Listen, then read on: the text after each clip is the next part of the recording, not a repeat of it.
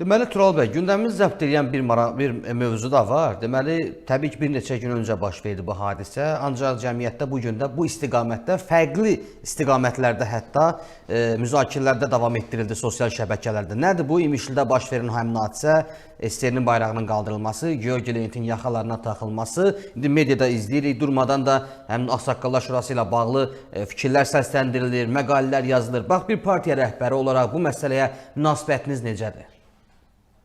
Biz Rüstəm bəy, mən bu məsələni müxtəlif aspektlərdən dəyərləndirmənin tərəfdarıyam.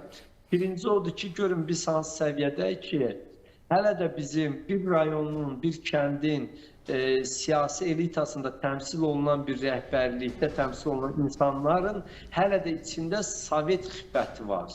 Bakın, məlum oldu ki, adamın kabinetində Stalin heykəli də var imiş, Bakıdan xüsusi apartdırıbmış.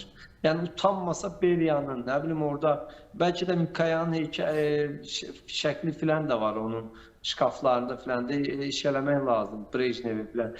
Yəni, bu qədər biz, yəni görün, biz hələ öz siyasi elitamızı tariximizlə bağlı belə deyək, maarifləndirə bilməmişik. Hələ bizim özümüzün regional siyasi elitamız belə anlamır ki, Sovet kimdir, SSR kimdir, hansı bəlalar gətirib bizim xalqın başına, hansı müsibətləri gətirib, hansı repressiyalar eləyib, hansı torpaqlarımızı bizdən qopardıblar, düzdür?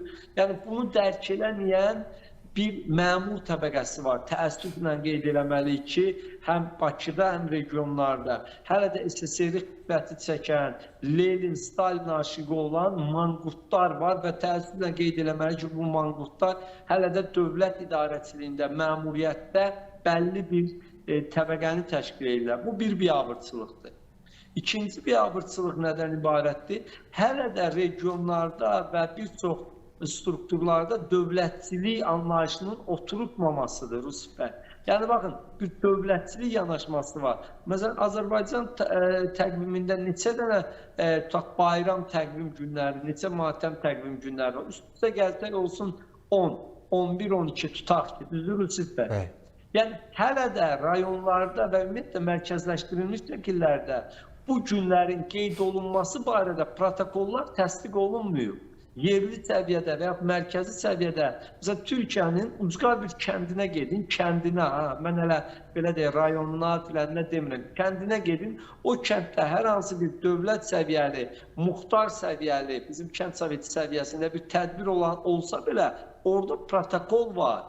Məsələn, protokolda kimdir? Muxtar durur, muxtarın yanında kim durur, sağında kim durur, solunda kim durur, hansı bayraqlar qaldırılır, bayraqlar necə gedir, hansı musiqi ilə başlanır, hansı musiqi ilə...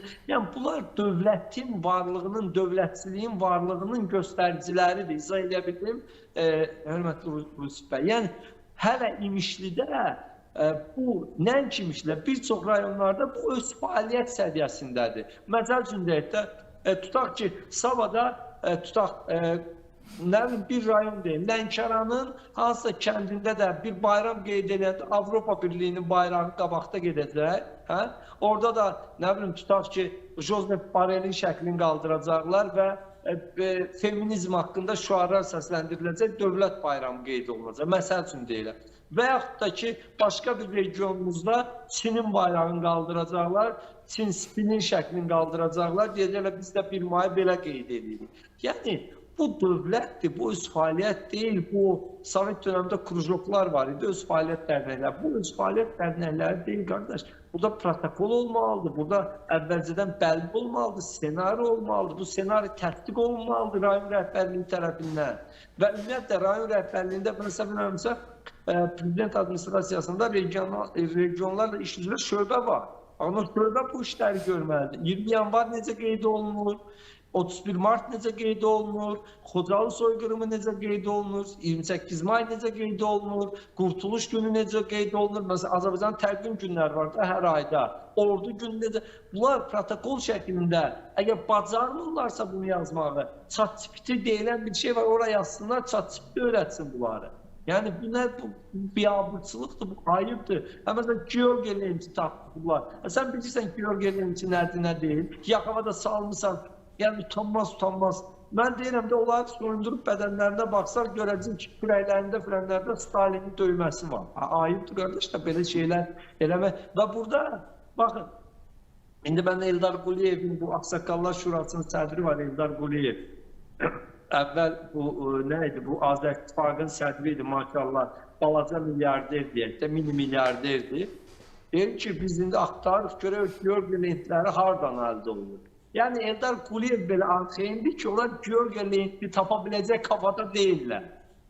Düzdür, yəni görək onlara kim verir o lentləri. Yəni Ağsaqqallar Şurasının sədri o lenti hardan alıb? Yəni lenti məsəl üçün deyək də, bu demək ki, Eldar Quliyev də bilir ki, onlar hansı səviyyədə adamlardır. Onda sual ortaya çıxır ki, o səviyyəsiz adamları niyə aparıb ora rəhbərlik qoymuşsunuz? İmişlidə ağsaqqal sözünü bunlar mı təmsil edir?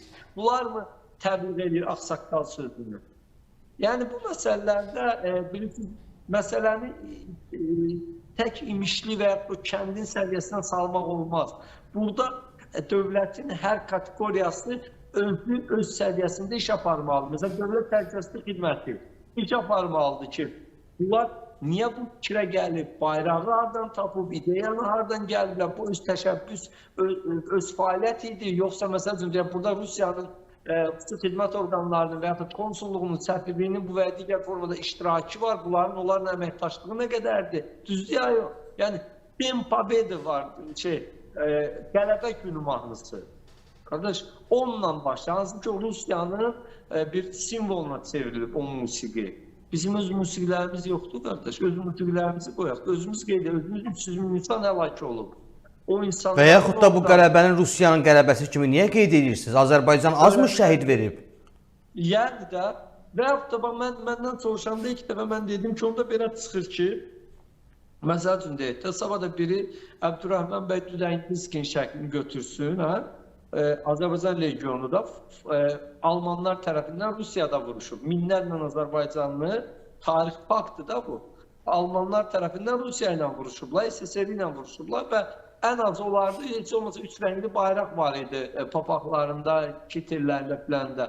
Onda da sabah biri svastika ilə çıxsın, Alman svastikasını götürsün, çıxsın ki, biz burada Əbdurrahman bəy Düzənginskinin tutaq ki, nə deyim, yad edirik, filan edirik. Yəni biz Bağdəv şəklini sinkilər də qoydu. Bu adam Ağsaqqallar Şurası kabinetində Stalin heykəlini qoydu. Onda sabah biri də çıxsın Sarkisiana şəkil qoysun, biri Hitlerə qoysun. Belə bu kafalı adamları dövlət idarəçiliyinə yaxın buraxmaq olmaz. Hərə bir qalstuk taxtı, bir bahalı kostyum geyində olduğu siyasətçi belə olmaz. Bu gənclərə nə öyrədəcək? Bu bizim insanlara... Zaten Putinin siyasəti nədir? Putinin hazırda yürütdüyü siyasət odur ki, keçmiş MDB ölkələri səhv edib müstəqil olublar. SSR dönəmində daha xoşbəxt idilər, daha yaxşı idilər. Zaten indi keçmiş MDB dövlətləri içində Azərbaycan olmaqla sosial problemlər zaten insanları boğaza yığdığına görə SSR ilə müqayisə edir insanlar bir çox hallarda. Sovet dönəmində təhsil pulsuzluğu idi, səhiyyə pulsuz belə düzdür. Bunun üzərinə sən də bu siyasəti yürüdürsən, yəni təbliğat aparsan ki, gəlin bir referendum eləyək, gedək Rusiyanın bir federasiyası olaq. Yəni, biz bunlar araşdırmalı, burada hər kəs öz səhvini götürməlidir, mən düşünürəm. Burada tək Ağsaqqallar Şurası, Eldar Quliyevin iş bilməzliyi deyil. Burada digər orqanlarında, icra hakimiyyəti orqanlarında, Mərkəz Bakıda, mərkəzi orqanlarında belə deyək boşluqları var. İndi bu kadrlara düşüb, mən sizə əmin edirəm ki, regionlarda bu kafalı insanlar kifayət qədər çoxdur. En qədər insanlar var. Hətta indiyə qədər kommunist partbiletlərini saxlayanlar var. Fəxrlə bir fəxarətli keçmiş kimi. Amma xatırladım ki, Berlin divarı aşandan sonra bilirsiniz də o Şərqi-Qərbi Almaniya anlayışı var idi. Şərqi Almaniyada Stasi'nin, yəni bizim dildə desək, Almaniya KGB-sinin minlərlə işçisinin siyasını açıq elan elədilər Almanlar və qanun layihəsi qəbul elədilər ki, o həmin Almaniya KGB-sində işləmiş heç bir işçi dövlət əhəmiyyətli, strateji əhəmiyyətli heç bir işdə işləyə bilməz. Onlar ancaq bu dəqiqə texniki işlərdə işləyiblər. Pastalyon ola bilər, nə bilim, qaçqar ola bilər, nə ola bilər, bağban ola bilər, amma gəlib strateji əhəmiyyətli dövlət vəzifələrində işləyə bilməzlər. Niyə? Çünki bunların keçmiş ləkəlidir. Bunlar SSR, Rusiya belə deyək də, xarici kəşfiyyat orqanlarından bağlı insanlardır. Amma bizdə bax, açıq-aşkaradan gətirib Stalin şəklini qoyub başının üstünə, Dzerzhinskinin şəklini qoyan var, nə bilim, Leninin heykəlini qoruyub saxlayan var. Biz 30 ildir müstəqiliyik, qardaş.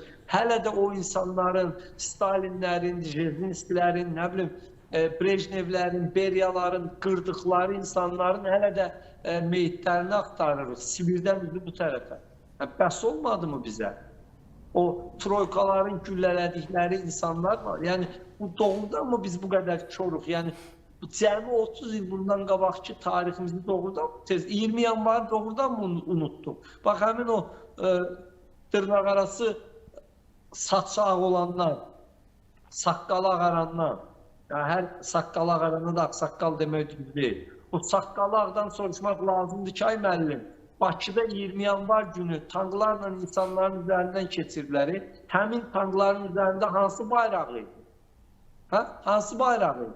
Bu bayraq idi da, yəni nə yiyirlər, nə içirlər, necə düşünürlər, nə yaşayırlar, nə bilirlər, mən başa düşə bilmirəm. Yəni, bunlar, bu insan nümunə üçün çox ağır şəkildə cəzalandırılmalıdır. Yəni, hüquqi və Azərbaycan reallıqlarına uyğun. Hüquqi dediyim bildiniz nə? Yəni, istintaq bilən, qeyri-rəsmi də məlum oldu ki, adam regional əhəmiyyətli milyoner idi.